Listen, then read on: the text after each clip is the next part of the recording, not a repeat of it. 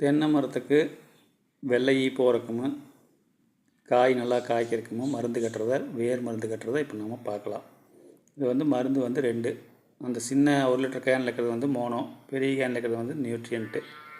இது ரெண்டையும் இது 1 லிட்ரு, அந்த நியூட்ரியன்ட் 2 லிட்ரு, தண்ணி 1 லிட்ரு, இதையெல்லாம் கலக்கிட்டு மரத்துக்கு 40 milli, mono 10 milli, nutrient 20 milli, தண்ணி 10 மில்லி, 40 மில்லி இப்படி வேரை எடுத்து நல்ல வேரை பார்த்து வெட்டி எடுத்து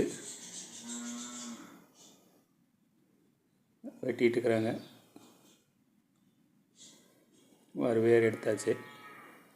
இப்போ இருங்க அந்த வேரை பார்க்கலாம். வேர் ஒடியாமல் எடுக்கணும். ஒடிஞ்சா மருந்து உறிஞ்சாது.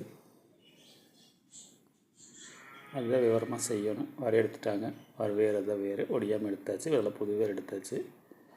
இனி கவரில் மருந்து ஊற்றி முதல்ல கவர் அந்த வேரில் வச்சு கீழே ஒரு கட்டு கட்டிக்கணும். மருந்து கீழே போகாமல் கவர் 2 சைடு ஓப்பன் கவரு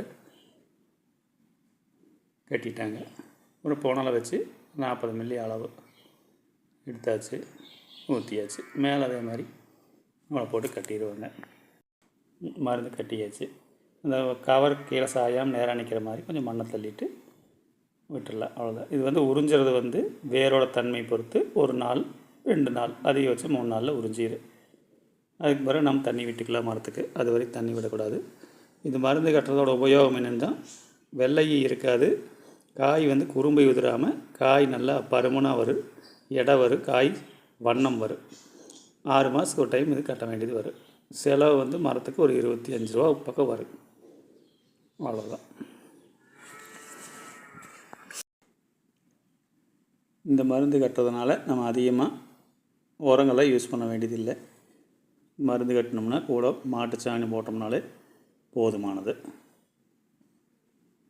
ஓரளவுக்கு நல்ல தேங்காய் நல்ல ஈல்டு கிடைக்கும்.